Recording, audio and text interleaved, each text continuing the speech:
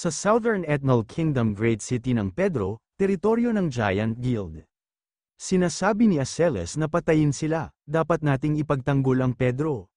Golem mula sa lumang panahon, level 241 relic ng nakaraan. Dahil sa ginawa ng volcanic rocks at maliit na halaga ng black iron, sobra nagpahirap ito. Kumpara sa mga existing golems, labis itong malakas. Sinasabi ni Aceles na anti-magic shields, paano kaya ginagamit ng golem ang S-rank defense magic na kayang i-block ang lahat ng spells? Ang extra large magic ng golem yan, basta nandito ang mga golem na yan, walang magagawa ang mga magicians. Napansin ni Aceles na dumating si Sir Ziruka at sinasabi ni Sir Ziruka kay Aceles na iwan niya yung extra large golem sa physical DPS classes. Mawala kayong mga walang kwentang golems, wala siyang sapat na lakas. Lahat ng golem na ito ay mas mahirap pa sa iron golems. Biglang dumating si Chris at sinasabi nito na siya na ang bahala. May mataas na depensa at health ang mga golem na ito, pero ang bagal nila. Huwag silang magpanik, hatiin ang mga grupo ng 3 at tugunan ang mga golem sa ilalim ng utos ng bawat sa 7 leader. Soul Doll, level 281 combat doll na ginawa sa pamamagitan ng restraining sa mga kaluluwa ng mga sikat na warriors. Wala ito ego ngunit perpektong ginaya ang mga combat skills mula sa dating buhay nito. Sinasabi ni Chris na mabilis at mabigat, may mga katulad niya ba na isang level 298 mixed in. Sa isip-isip ni Chris na ang kanilang kapangyarihan ay nasa level ng isang field mini-boss. Anong klase ng magician ang gumawa ng mga monster ng level na ito? Sobra na sa average ng guild members niya na nasa level 180. At least conserve niya ang kanyang strength, kailangan niyang tapusin ito ng sabay. Ginamit ni Chris ang guillotine cutter, may nakapatay ka ng soul doll. Nakuha mo ang 87,300 experience points, sinasabi ni Mihara na salamat sa kanyang effort. Ang lahat ng iba pang formation ay bahaging napigilan ang mga ito. Ginamit din ng mga magician ang lahat ng stored na magic nila sa loob ng kanilang orbs, muntik na sila. Nahirapan sila sa labas ng guild dahil sa mga failure na nakaharap nila sa international competition. Defensive War, 300 golems ang tumawid sa hangganan ng bansa.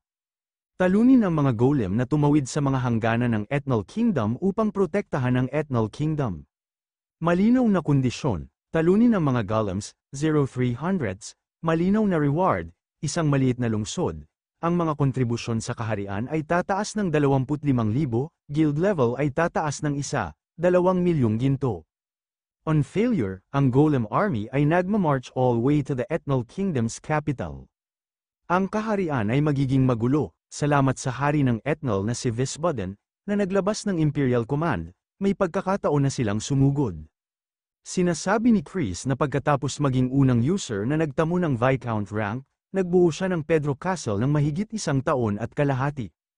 Nais niyang maging unang maabot ang rank of Earl sa lupang ito, at magsimula at maging ahead kay Zibel.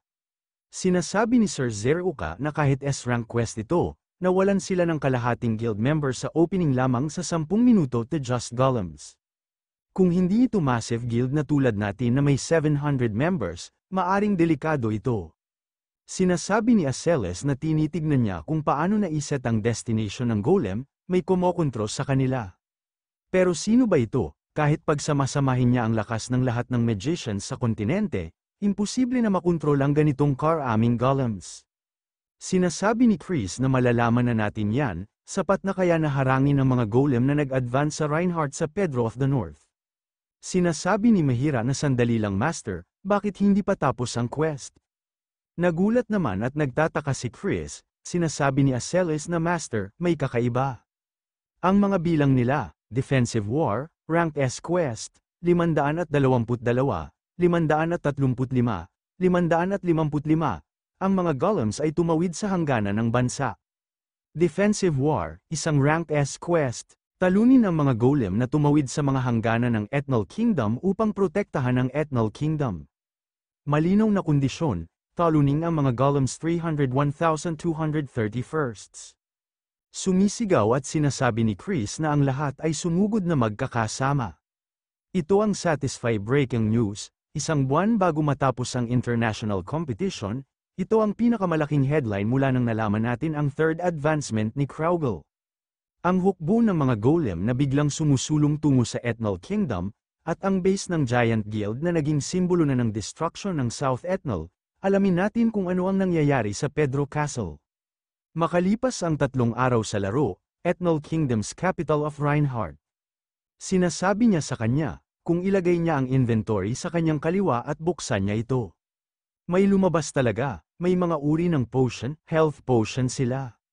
First time niyang makita ang level 1 na na-stock agad sa bat. Hindi siya naniniwala na hindi siya talented sa gaming, sinasabi ni sexy high school girl na anyways, ano sa tingin niya sa pagkonekta sa game, Sihi, Ruby pala dapat ang tawagin niya dito, sinasabi ni Sihi as Ruby na ang awkward, kaya huwag niya siyang tawagin na ganyan, at ano yan nickname niya. Sobra na ang sexy high school girl, kahit sa loob ng laro marami pa din lumilingon sa kanila na mga lalaki at nagagandahan sila dito, sexy high school girl.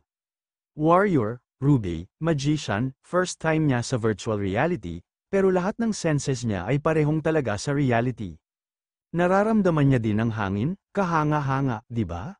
Ito ang Ethnal Kingdom's capital ng Reinhardt na kilala na pinakamahusay na panimula na bayan para sa mga bagong user. Sinasabi ni sexy high school girl na ang katotohanan siya ang may gustong pumasok sa capsule room, bakit niya ginagawa ito sa likod ni Yang Woo pa? Kung sasabihin niya ito, malamang bibilhan siya ng capsule. Sinasabi ni Ruby na ito ang pera na kinita niya sa pagtratrabaho niya, at hindi siya makapaglaro kahit 1 oras kada araw kaya sayang. Pero higit pa dyan, hindi natutulog kamakailan si Opa at parang nahihirapan siya, kaya I'm trying this out dahil gusto niyang tulungan siya. Malamang hindi niya kailangan, pero nakakainis na panuorin lang ang mga nangyayari. May mga nagmamadali na mga player at sinasabi ng naka-brown na buhok na lalaki na sinasabi nila na isang golem ang lumitaw sa harap ng mga gate ng castle. Mag-stack up sila ng contribution, sinasabi ng nakadilaw na buhok na lalaki na mula nang na-cleared ng mga Giant Guild ang mga golem, parang tumama na din sila ng jackpot. Nagtataka at tinatanong ni sexy high school girl kung ano ang nangyayari. At mukhang busy ang lahat, may papansin at may mangyakal na katulad ng gumagawa ng recap na si Bossing Vic na sinasabi ng lalaki na I guess mukhang hindi pa silang dalawa na matagal na naglalaro, malamang hindi pa nila nakikita ang quest. Kung ang kanyang mga contribution sa kaharian ay hihigit sa 3,000, pwede siya maging baron. At kung ito ay hihigit sa 10,000, maaari siyang makatanggap ng title ng Viscount. Golem Extermination, malinaw na kondisyon, taluning ang mga golems malinaw na reward, isang maliit na lungsod.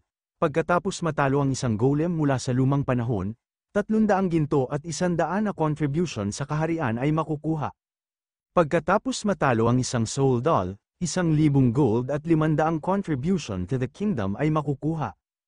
Pagkatapos matalo ang isang sinaunang sandata, 3,000 ginto at 1,500 na contribution sa kaharian ang makukuha. Napakasarap ng mga rewards kaya nagmamadali na ang 10,000 na tao.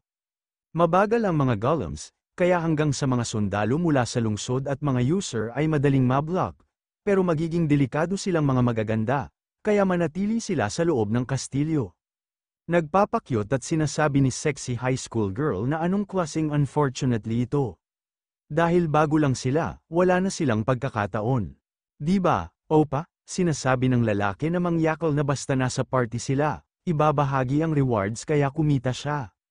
Biglang napansin ni Ruby ang isang bata sa kanyang harapan. Sinasabi ng bata na tignan niya ang kanyang dinadaanan. Sa tingin niya ba sa kanya ang daan dahil outsider siya? Humihingi naman ng paumanhin si Ruby sa bata, at paulit-ulit humihingi ng paumanhin sa bata. Tinatanong ni sexy high school girl na ilang beses ba siya hihingi ng sorry sa NPC kid na yan? Hindi siya totoo sinasabi ni Ruby na pero may kasalanan siya, nabangga niya ito. Sinasabi ni sexy high school girl na kakaiba siya, kahit realistic, paano siya makikisama sa NPC?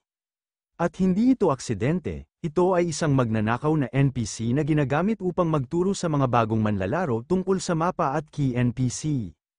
Sinasabi ni Ruby na wala na talaga ang ilan sa mga health potion niya. Sinasabi ni sexy high school girl na dahil sabi ng user na yan mula kanina, siya na ang bahala sa mga rewards para sa kanila. Hanapin natin ang NPC na yan. May panahon na ang mga pusa ay magnanakaw sila, laging iba ang pattern. Kaya kailangan nating magtanong sa paligid para mahanap siya. Sinasabi ni Ruby na marami siyang alam talaga, di niya sinasabi na naglaro siya ng konti dati. Sinasabi ni sexy high school girl na kinailangan niya lang maglaro dahil sa boyfriend niya noon, may mundo din sa labas ng textbook, friend. Tinatanong ni sexy high school girl na nakakita ba siya ng lalaki na may suot ng purple na damit. Sumagot ang tindiro na si Cure-All ba ang tinutukoy nito, nagnakaw na naman ba siya ng isang traveler? Sinasabi ni sexy high school girl na Cure-All ang tawag sa NPC na ito, ninakaw niya ang mga potion. Sinasabi ng tindiro na ang sabi nila, ang mga potions na yan ang nagpapagaling sa lahat ng mga injuries kaya mabibenta ito ng mataas. Yung bata na yan, tumutulong siya sa isang matandang babae na nagbebenta ng gamot na mag-isa dahil sa kanyang pamilya. Kung gusto niyang hanapin ito, dapat pumunta siya sa Austin Street na may alchemy store. Sa isip-isip ni Ruby na isang bata ang nag-aalaga sa isang matandang babaeng mag-isa.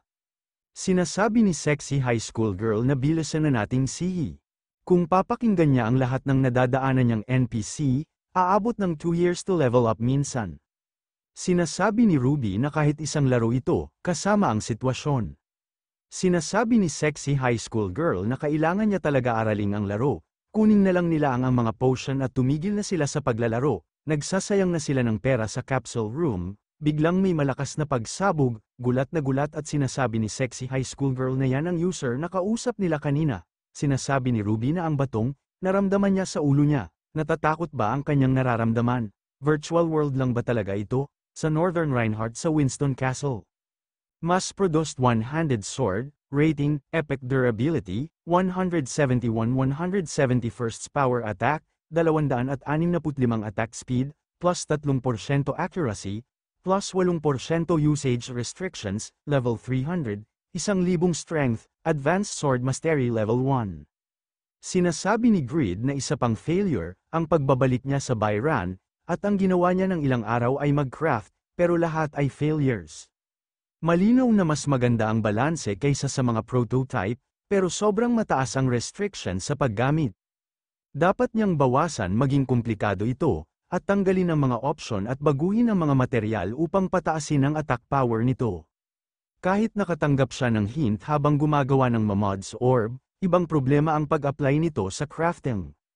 Sword of Self-Transcendence, at Divine Shields, Thorn of Deep Grievance, Legendary Blacksmith's Hammer.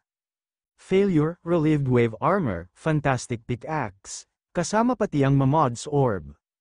Kahit isang taon at kalahati, 8 legendary items lang ang ginawa niya. Isa siyang legendary blacksmith, ito lang ang may papakita niya, bilang resulta. Ang gulo, parang gusto niya ng sumuko, pagkatapos siyang gumawa ng failure at umabot ng 5 legendary weapons ang nagawa niya, may special na nangyari at na-nerf siya.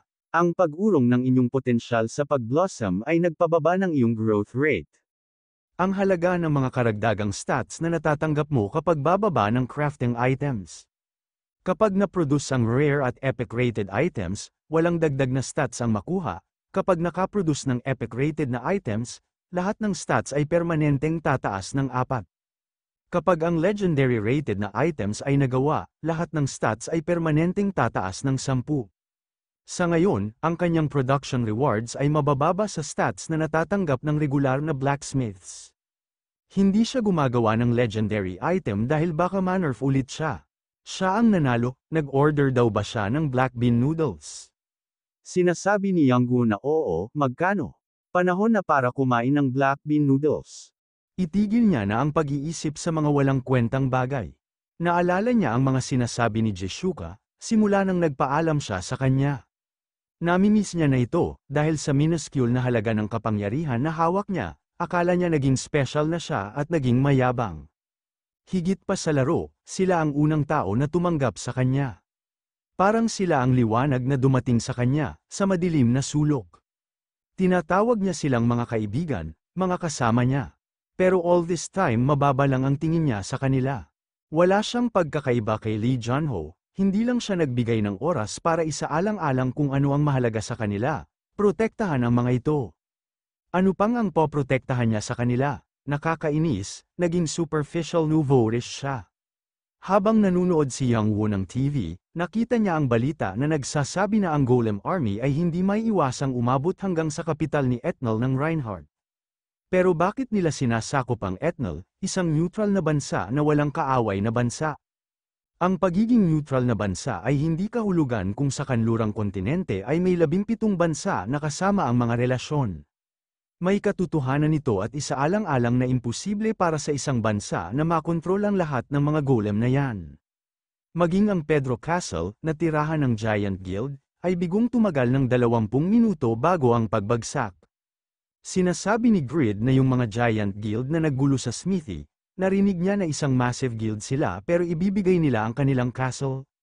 Sa mga bulok na bato, golem from the old era at ancient weapon ay naghahalo. Naniniwala ba siya na may koneksyon sa nakaraan? Oo, kung pagsasaalang-alang nila ang kakayahan na makontrol ang mga ito, posibleng mahusay ang prime candidate. Si Bram, na ang legend na great magician noon, o ang kanyang disciple. Kung titingnan niya ang daan na sinusunod nila, ang destinasyon parang karagdagan pahilaga. Kung tama ang kanyang mga deduction, ang mga golem ay maaaring umabot hanggang sa Winston ng hilaga ng Reinhardt.